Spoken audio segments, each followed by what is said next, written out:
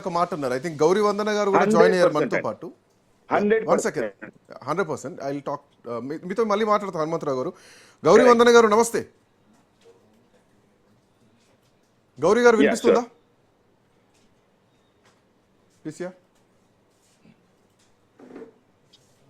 I think మీరు mute లో ఉన్నట్టున్నారు. గౌరీ గారు ప్లీజ్ అన్మ్యూట్ చేయండి. హలో అండి, నమస్తే.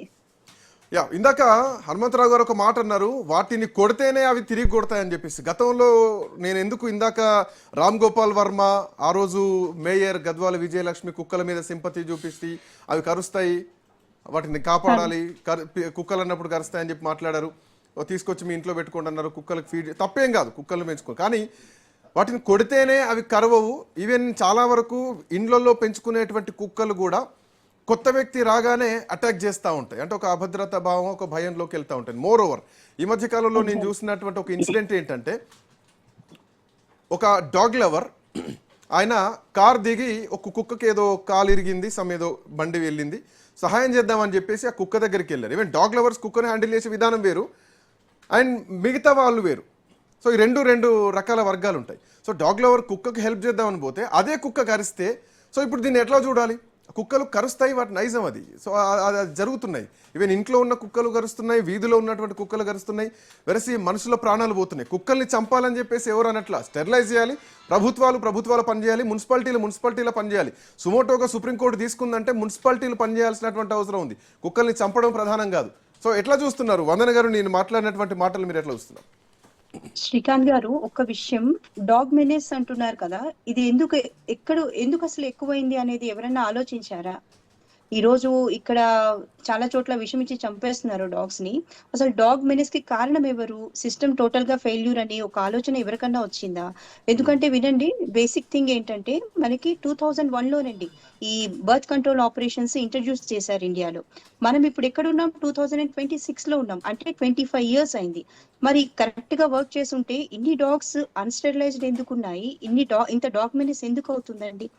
ఎవరి దగ్గరైనా డేటా ఉందా? క్లియర్ డేటా ఉందా? ఎవరైతే ఏబీసీ ఆపరేషన్స్ చేస్తున్నారో వాళ్ళు మనకి ఇంత పర్సెంట్ మేము చేయగలిగామన్న డేటా ప్రొవైడ్ చేయగలుగుతారా? లేదు.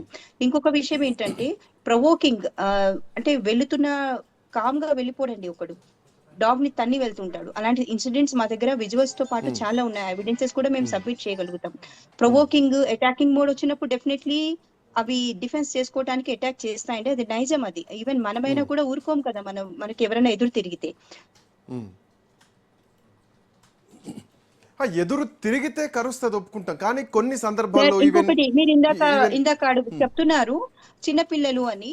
ఇప్పుడు 3 years 4 years బాబుని తల్లిదండ్రుల పర్యవేక్షణలో రోడ్ల మీదకి తెప్పి రావాలి గాని విడిగా ఎలా వదిలేస్తున్నారు రోడ్ల మీద? అదొకటి చెప్పండి. డాగ్ అటాక్ అవనక్కర్లేదు, అక్కడ కిడ్నాప్ అవ్వచ్చు, యాక్సిడెంట్ కూడా అవ్వచ్చు కదా.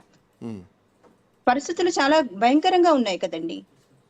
మరి 3-4 సంవత్సరాల పిల్లల్ని రోడ్ల మీదకి ఎందుకు వదులుతున్నారండి తల్లిదండ్రులు ఎవరు లేకుండా? ఇక్కడ పాయింట్ ఏంటంటే, అఫ్ కోర్స్ మీరు ఇందాక ఒక మాట అన్నారు, 2021 నుంచి 2026 వరకు, అంటే 25 సంవత్సరాల్లో ఏబీసీ స్క్వాడ్ ఏం చేస్తుందని చెప్పేసి. మీ దగ్గర ఏమైనా రికార్డ్స్ ఉన్నాయా? ఎంత డేటా ఉందన్నది మీ దగ్గర ఏమైనా రికార్డ్స్ ఉన్నాయా? అసలు ఏబీసీ స్క్వాడ్ ఏమైనా పని చేస్తుందా? సో వాళ్ళ పనే వాస్తవానికి వాళ్ళదే క్రియాశీలకమైనటువంటి పని. సో వాళ్ళ పని ఏంటి, ఏం జరుగుతోంది, సుప్రీంకోర్టు ఎందుకు సుమోటో తీసుకుంది, సో రాష్ట్ర ప్రభుత్వాలు ఎందుకు ఏబీసీ స్క్వాడ్ని గట్టిగా ప్రశ్నించలేకపోతున్నారు, మున్సిపాలిటీల్లో కుక్కలు పెరుగుతుంటే రాష్ట్ర ప్రభుత్వాలకు ఎందుకు ఈ రియాక్షన్ రావట్లేదు? అదే శ్రీకాంత్ గారు, కనీసం ఒక 20 సంవత్సరాలు కరెక్ట్ గా పని చేసుంటే ఇంత మెనెస్ అయ్యి ఉండేది కాదు, ఈ రోజు ఈ ప్రాబ్లం వచ్చి ఉండేదే కాదు కదా. మరి ఎక్కడి నుంచి ఊడిపడుతున్నాయి అన్స్టెరిలైజ్డ్ డాగ్స్, అన్ఆపరేటెడ్ డాగ్స్ చాలా కనపడుతున్నాయి రోడ్ల మీద. అంటే ఎంతవరకు మీరు సక్సెస్ చేయగలిగారు ఏబీసీని? ఈ 20 years అండి, చాలా పెద్ద లైఫ్ టైం అది 20 years అంటే. మరి అడగొచ్చు కదా సుప్రీం కోర్టు, మిగతా గవర్నమెంట్స్ ని, డేటా ఎక్కడుంది, మీరు ఎంత చేశారు, మరి ఫండ్స్ అన్ని ఎక్కడున్నాయి, ఎన్ని ఆపరేషన్స్ చేశారు, సబ్మిట్ చేయండి అని ఎందుకు అడగలేకపోతుంది సుప్రీం కోర్టు డైరెక్ట్ గా వాటిని? ఇప్పుడు సుప్రీం కోర్టు ఇచ్చిన ఆ తీర్పు వల్ల చాలా వేల సంఖ్యలో డాగ్స్ ని చంపేస్తున్నారు. మరి దీనికి ఎవరు ప్రైస్ పే చేస్తారు? అన్యాయంగా చంపేస్తున్నారండి.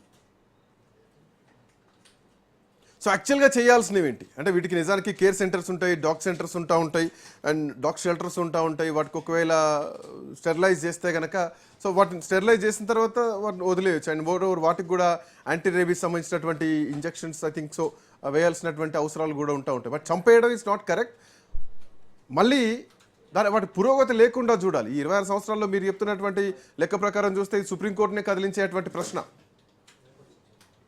అందుకే కదా సార్ మేము ఇంత యుద్ధం చేస్తున్నాం. 3 months నుంచి, గత 3 నెలల నుంచి సుప్రీం కోర్ట్ ఆర్డర్ వచ్చినప్పటి నుంచి మేము నిత్యం యుద్ధం చేస్తూనే ఉన్నాం. జిహెచ్ఎంసీతో కానీ గవర్నమెంట్ తో కానీ అందరినీ అవేర్నెస్ కూడా క్రియేట్ చేస్తున్నాం. మాకు వీలైనంత వరకు మేము వర్క్ చేస్తూనే ఉన్నామండి ఈ కిల్లింగ్స్, మాస్ కిల్లింగ్స్ ఆపటానికి. ఇంకా మీ సపోర్ట్ కొంచెం కావాల్సి ఉంది, మీడియా సపోర్ట్. ఎందుకంటే ప్రతి గ్రామ సర్పంచ్, ప్రతి గ్రామాల్లో ఇదే జరుగుతుంది. కొన్ని బయటకు వస్తున్నాయి, కొన్ని బయటకు రావట్లేదు. వచ్చిన వాటికైతే ఎఫ్ఐఆర్స్ అన్ని ఫైల్ అవుతున్నాయి. ఎందుకంటే ఇది నేరం కాబట్టి డెఫినెట్లీ వాళ్ళకి శిక్ష కూడా పడుతుందండి. సో అంటే మీరు అబ్జర్వ్ చేసిన రికార్డ్స్ ఇప్పుడు ఆల్మోస్ట్ మూడు నెలల నుంచి మీరు ఫైట్ చేస్తున్నారు. మీ సుప్రీంకోర్టు ఎప్పుడైతే సుమోటో తీసుకుందో అప్పటి నుంచి కూడా మీరు ఫైట్ చేస్తున్నారని చెప్పేసి మీరు మాట్లాడుతున్నారు. సో జనరల్గా మీ అబ్జర్వేషన్ ఏముంది? ఈరోజు ఎందుకు ఇంత అగ్రెసివ్గా, అఫ్కోర్స్ గతం నుంచి మీరు మాట్లాడుతున్నారు, ఈరోజు ఒక బలమైనటువంటి వ్యక్తి, సెలబ్రిటీ ఇలాంటి హోదా ఉన్న వాళ్ళు మాట్లాడితే ఈ అంశం ఇంకా బలంగా పోతుంది ప్రజల్లోకి. ఈరోజు రెండు దేశాలు కూడా మాట్లాడారు. ఏ అంశాలని మీరు పరిశీలనలో ఉన్నాయి, ఏ అంశాలు మీరు దృష్టిలో పెట్టుకొని మాట్లాడుతున్నారు? ఏ అంశాలంటే అదేనండి, 25 years నుంచి ఏం జరిగింది? ఎందుకంటే ఇది చాలా నెగ్లిజెంట్ ఫీల్డ్. ఇది ఎవరు ఒక సామాన్య మానవుడు పట్టించుకునేంత టైం ఉండదండి యానిమల్స్ గురించి కానీ, యానిమల్ వెల్ఫేర్ గురించి కానీ. మేము ఇందులో గ్రౌండ్ వర్క్ చేస్తున్నాం కాబట్టి మాకు రియాలిటీస్ అన్ని తెలుసు. సో అదే అడుగుతున్నాం, మరి వచ్చిన యానిమల్ వెల్ఫేర్ బోర్డు నుంచి వచ్చిన ఫండ్స్ అన్ని ఏమయ్యాయి? ఎంతవరకు మీరు సక్సెస్ చేయగలిగారు? ప్రజల్లో ఎంత అవేర్నెస్ తేయగలిగారు? అవేర్నెస్ అనేది బెస్ట్ పార్ట్ కదండి. ఇప్పుడు అవగాహన ఉంటేనే ఎవరు వాటి జోలికి పోరు. చంపటం నేరం, మళ్ళీ శిక్ష పడుతుంది. దీనికి ఒక సొల్యూషన్ ఉంది. అందరం కూర్చొని ఒక హెల్తీ ఎన్వైరన్మెంట్ ని క్రియేట్ చేద్దాం. వాటికి వ్యాక్సినేషన్ చేయించాలి, ఆపరేషన్స్ చేయించాలి. సో దట్ మనం వాటి పాపులేషన్ ని అరకట్టగలుగుతాం. ఇది మెయిన్ సొల్యూషన్ అనమాట. ఇది దీన్ని పక్కన పెట్టేసి ఇంకా